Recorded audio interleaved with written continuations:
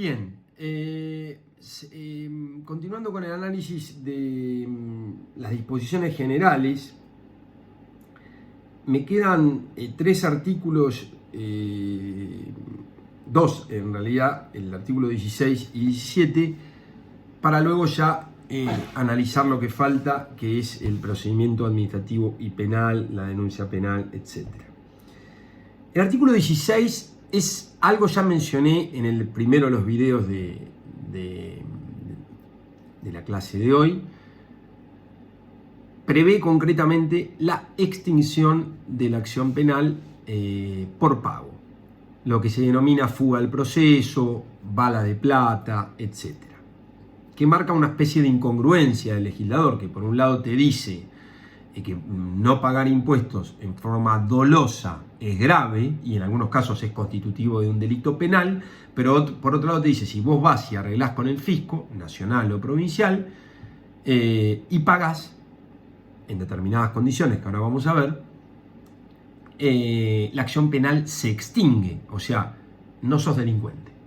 Esto es una contradicción fenomenal, es una especie de paradoja permanente. Hubo un solo espacio en que esto no rigió, que fue durante la 26.735, pero fue medio casi simbólico porque no hubo condenas por la aplicación de esa ley, porque después fue cambiada derogada, diría, por la 27.430.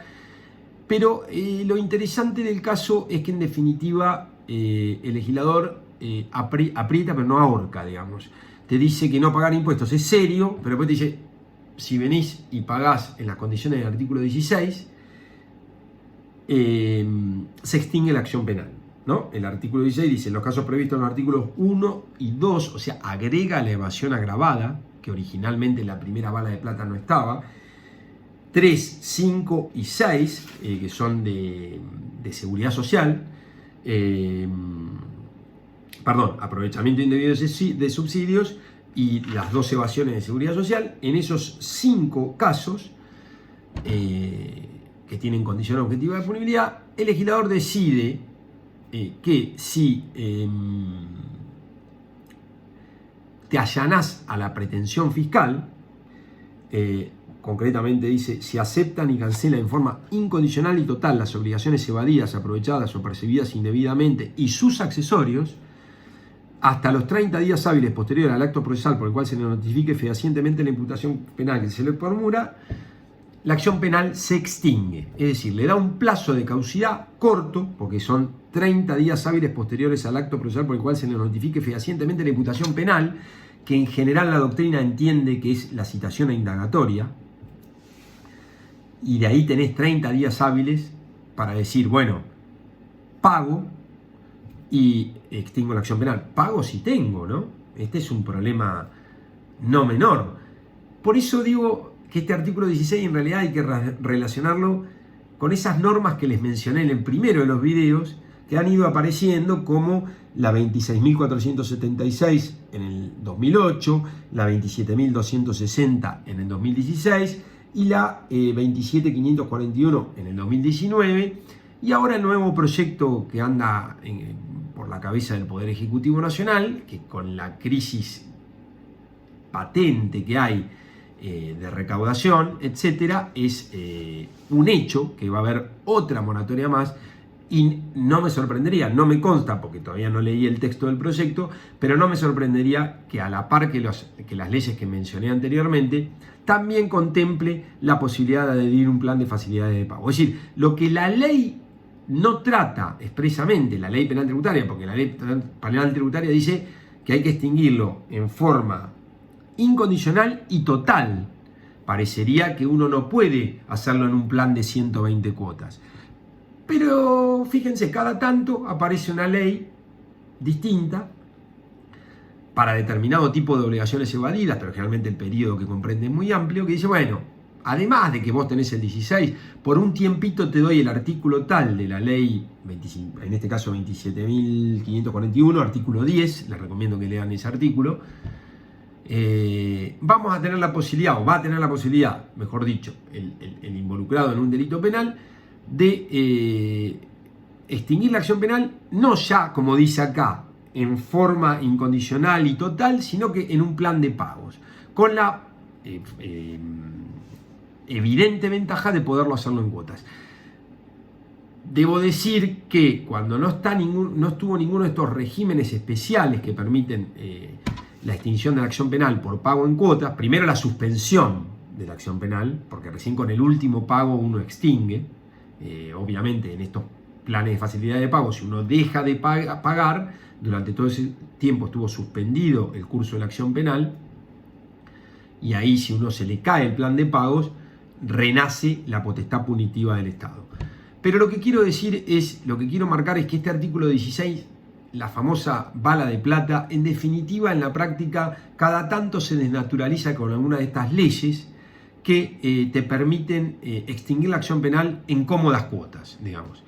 El artículo 16 en sí no parece dar esa indicación, si bien es justo decir que oportunamente la Corte, pero para otra norma, admitió la posibilidad de suspender el curso de la acción penal y extinguirla en un pago, y extinguirla eventualmente al finalizar el pago de la última cuota. De nuevo, nos encontramos en una contradicción entre lo que parecería querer el legislador con un régimen penal tributario, decirle al presunto delincuente o al evasor, mire que si usted no paga impuestos va a ir preso, o puede ir preso, o le va a quedar una condena penal en suspenso, pero a la par de eso le da el artículo 16 por un lado y cada tanto le saca algún plancito que le permite a este sujeto primero suspender la acción penal y cuando paga totalmente extinguirla. Pero bueno, en concreto y en relación a esta ley, el artículo 16 permite la fuga del proceso para algunos delitos en la medida que se cancelen en forma incondicional y total. Hay que ver cómo va a ir interpretando la jurisprudencia esta forma de redacción, dado que la ley es relativamente nueva. Y aclara que este beneficio se otorga por única vez a cada persona humana o jurídica obligada, por eso se lo llamaba la bala de plata. En la redacción anterior también estaba esta situación de que era por única vez. Y hay que ver cómo juega con estos regímenes especiales, ¿no? Porque hay que ver si un sujeto extingue la acción penal, por ejemplo, por la ley 27.541, y el día de mañana vuelve a estar incurso en un delito de la ley penal tributaria, ¿podría o no podría invocar el artículo 16? Porque dice, este beneficio de extinción se otorgará por única vez. El de la ley penal tributaria, parecería que uno podría acumularlos a estos especiales que aparecen cada tanto. Igual la lectura que quiero que hagan de esta norma es la contradicción evidente que hay entre sostener un procedimiento, o mejor dicho, una ley penal, que el derecho penal, recuerden de cuando estudiaron derecho penal, es un derecho de excepción, no se trata de llenar todo de delitos, sino de que solamente dejarlo para conductas que sean realmente disvaliosas, y si el legislador considera que evadir impuestos está mal, y está lo suficientemente mal como para elevarlo a la categoría de delito, es una contradicción evidente permitirles después salir por pago y extinguir la acción penal. El artículo 17 dice que las penas establecidas por esta ley, o sea, por la ley penal tributaria, serán impuestas sin perjuicio de las sanciones administrativas. Y acá entro ya en un tema que también requiere de unos minutos de análisis, que no es menor, que es, primero, que este artículo parecería vulnerar el nem bis in idem, porque se estaría sancionando a una misma persona dos veces por una misma conducta, ya que la ley penal tributaria sigue diciendo, como decía las precedentes, que las penas de la ley penal tributaria se aplican independientemente de las penas de la ley de procedimiento y ahora de los códigos fiscales provinciales. Esta norma, que yo sepa, no fue declarada inconstitucional por algún tribunal de envergadura, pero es de dudosa validez justamente por eso, ¿no? Porque desatiende este principio que la Argentina tiene incorporado también en algún tratado, además de estar en el Código Penal.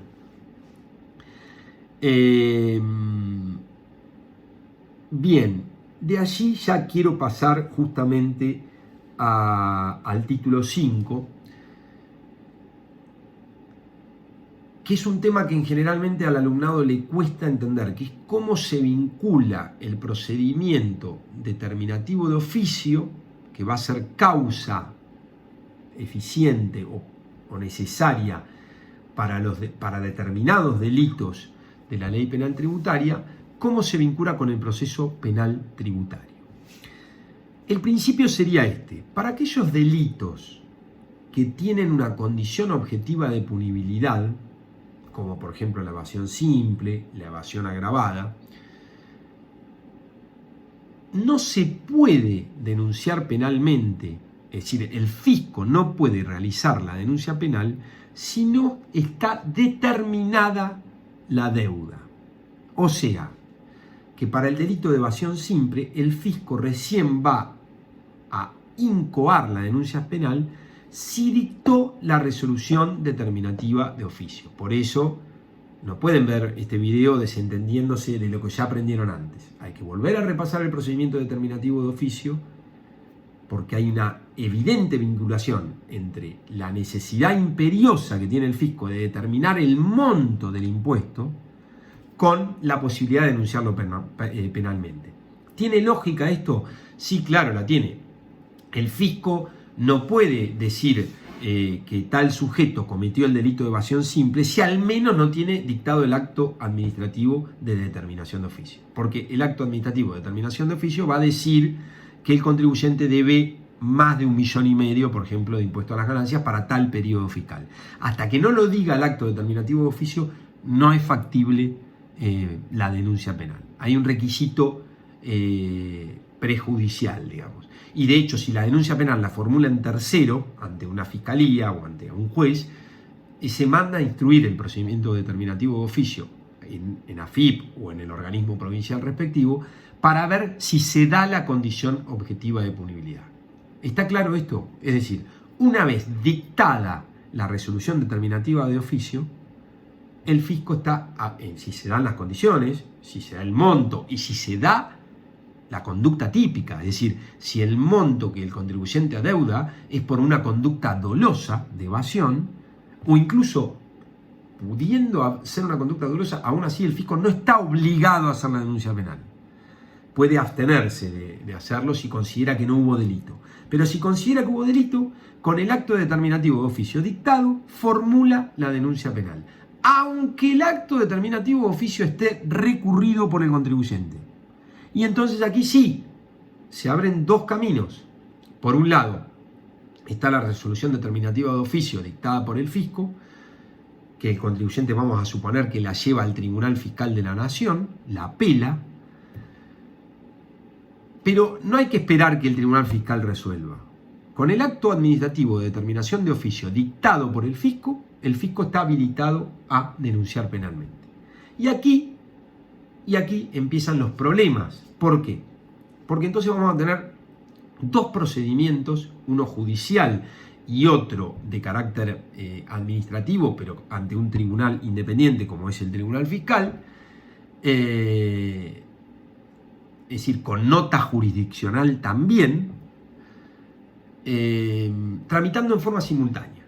Entonces vamos a tener un proceso penal, vamos a suponer por evasión simple contra un sujeto, que además recurrió esa determinación de oficio y la llevó al Tribunal Fiscal de la Nación.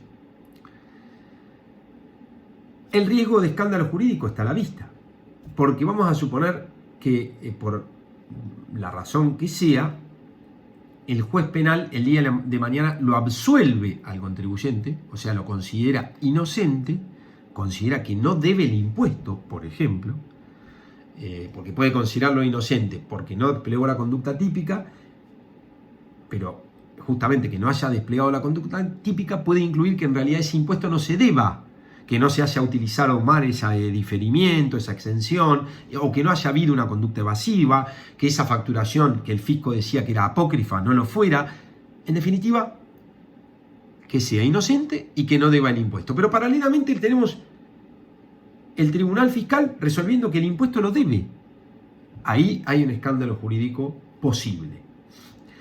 En la práctica, el Tribunal Fiscal solía esperar a ver qué decía el juez penal. Lo que pasa que la ley, en su redacción actual, se lo impide. Fíjense, el artículo 20 dice: la formulación de la denuncia penal no suspende ni impide la sustanciación y resolución de los procedimientos tendientes a la determinación y ejecución de la deuda tributaria o de los recursos de la seguridad social, ni de los recursos administrativos, contenciosos administrativos o judiciales que se interpongan contra las resoluciones recaídas en aquellos. Este párrafo que les cuesta mucho, artículo 20, primer párrafo, debe ser entendido de esta manera. Lo que está diciendo la ley es: señores del Tribunal Fiscal o de la Cámara Contencioso, que es el procedimiento que sigue a nivel nacional, ustedes no pueden dejar de fallar esperando la resolución del juez penal. Tienen que seguir resolviendo independientemente de lo que resuelva el juez penal. Lo que a mí me parece naturalmente un despropósito, porque puede generar un escándalo jurídico por las razones que ya especifique. Entonces, tenemos que para determinados delitos tiene que haber resolución determinativa de oficio, aquellos que requieren una condición objetiva de punibilidad. No todos los delitos de la penal tributaria requieren de una determinación de oficio, pero puede estar recurrida esa determinación de oficio y ya empieza a caminar el proceso penal. Interín, el sujeto, por ejemplo, apela la resolución ante el Tribunal Fiscal de la Nación. Lo que sí va a decir el artículo...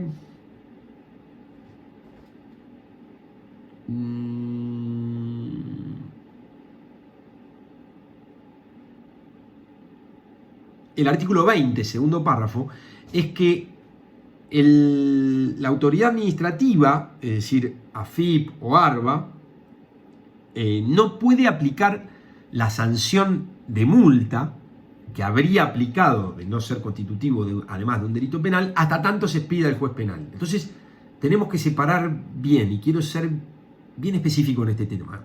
Por un lado, el fisco dicta la resolución determinativa de oficio y en la práctica, por lo general, a la par de dictar la resolución determinativa de oficio, aplica una sanción de multa, que puede ser culposa o dolosa. Cuando es dolosa, aplica una multa que va de 2 a 6 veces el impuesto dejado de pagar,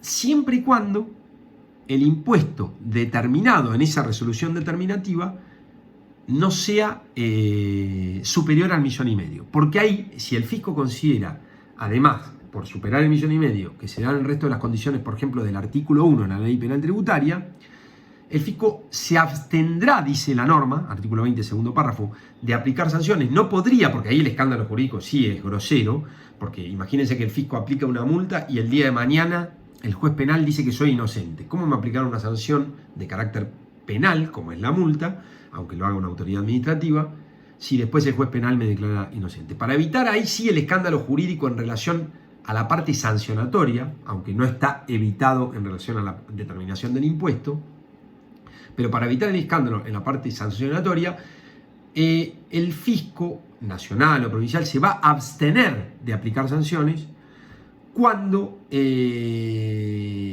haya determinado impuesto por encima de la condición objetiva de punibilidad del delito respectivo y considere que hay delito penal, y entonces lo va a denunciar penalmente. Si denuncia penalmente, no aplica sanción.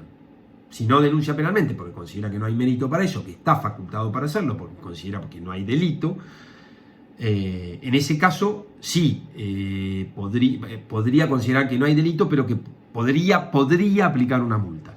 Lo que no puede es denunciarlo penalmente por el delito de evasión simple o evasión agravada y además aplicarle una multa. No, eso no. Determina impuesto, considera que hay un delito penal, denuncia, pero no aplica sanción. Recién cuando el juez penal condena, la administración está autorizada, por el artículo 17 que vimos antes, a aplicar una sanción con sustento en lo que haya dicho el juez penal. Si el juez penal lo consideró culpable, podrá hacerlo. Si lo consideró inocente, no lo podrá hacer. Así que ese artículo 20 se las trae, como pueden ver, porque es un artículo problemático, ¿no? En concreto, ese segundo párrafo dice: la autoridad administrativa se abstendrá de aplicar sanciones hasta que se dicte la sentencia definitiva en sede penal, la que deberá ser notificada por la autoridad judicial, bla, bla, bla. Firme la sentencia penal, el tribunal la comunicará a la autoridad administrativa respectiva y se aplicarán las sanciones que correspondan sin alterar las declaraciones de hechos contenidas en la sentencia judicial. Es decir, lo que ha hecho el legislador es separar. Dice: yo no me quiero perder la recaudación del impuesto, así que si el tipo evadió como para que sea constitutivo del delito penal, se hará la denuncia penal, se tramitará el procedimiento respectivo, pero mientras tanto lo que tiene que ver con la determinación del impuesto, si el contribuyente se le ocurrió recurrirlo, seguimos para adelante. Por eso está esa directiva del primer párrafo del artículo 20 que le impide al tribunal fiscal y a la Cámara Contenciosa, al tribunal fiscal también de la jurisdicción respectiva en el caso donde las hay, etcétera, le impide hacer la plancha, para hablar en lenguaje vulgar.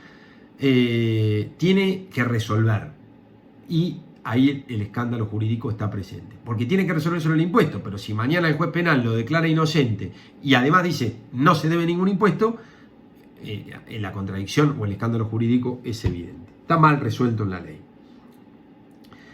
Bueno, no mucho más, el resto me gustaría que lo vean por su cuenta. Creo que con esto abarco los aspectos más significativos del régimen penal tributario. Le vuelvo a repetir, el resto de los artículos quiero que lo vean ustedes: la facultad de querellar, la competencia, y también la posibilidad que tiene el fisco en algunos casos de no formular denuncia penal. El resto creo que fue objeto de un minucioso análisis y una especie de conclusión que la verdad que luego de más de 20 años de dar clase, me resulta, esta parte de la materia a mí me gusta mucho, generalmente la doy yo, pero me resulta decepcionante la conducta del legislador, me resulta errática, porque a mí me parece que si consideramos que el bien jurídico tutelado es la hacienda pública y que consecuentemente defraudar al Estado en montos más o menos significativos es una conducta configurativa de un delito penal, hay como una contradicción evidente, primero en permitirle la salida por pago, incluso para los delitos más graves como la evasión agravada, y segundo, cada tanto que aparezca un plan que te dice que si arreglás con el fisco te podés olvidar de todo en las condiciones que marque cada plan, que implicaría tanto como decirle al ladrón que porque devolvió la mercadería se extingue la acción penal. Si bien es cierto que ya modernamente se están buscando algunos mecanismos alternativos para, en algunos casos, extinguir la acción penal para delitos chicos, cuando se resarce adecuadamente a la víctima. En este caso yo lo encuentro bastante paradojal, ¿no? Digamos, la idea de la ley penal tributaria es hacerle ver a ese sujeto que está indeciso, porque en realidad el delincuente va a debatir igual, asustarlo con la denuncia penal, correrlo con la denuncia penal, para finalmente después darle la posibilidad de que no vaya preso o que no quede condenado en suspenso saliendo por pago. No me parece que guarde lógica el régimen que tenemos. Pero bueno, es el régimen que hay, y evidentemente la voluntad del legislador es siempre esta, porque a la par de que lo vuelve a incorporar en la ley penal tributaria, hoy tenemos otra norma que está diciendo lo mismo, hay un proyecto en ciernes que podría incluir también la suspensión de la acción penal y la extinción por pago, con lo cual la conclusión es un poco esta, ¿no? Es un régimen, a mí me parece que necesario, a mí me parece que hay determinadas conductas que es natural que sean constitutivas de delito, pero claro, también es cierto que el contexto argentino, la presión tributaria asfixiante, lo difícil que es sostener un emprendimiento comercial cargando con todas las obligaciones de todo tenor, incluidas las tributarias, a veces coloca a determinado grupo de contribuyentes, no al evasor típico, ese lo dejo afuera, en una disyuntiva y a veces participa del negocio que es ilegal obviamente, como por ejemplo comprar facturación apócrifa para disminuir su carga tributaria y eventualmente no echar empleados, poder sostener su actividad económica, porque encuentra como una falta de equivalencia entre lo que le exige el Estado y después el Estado le presta. Aún así, que le presta como servicio.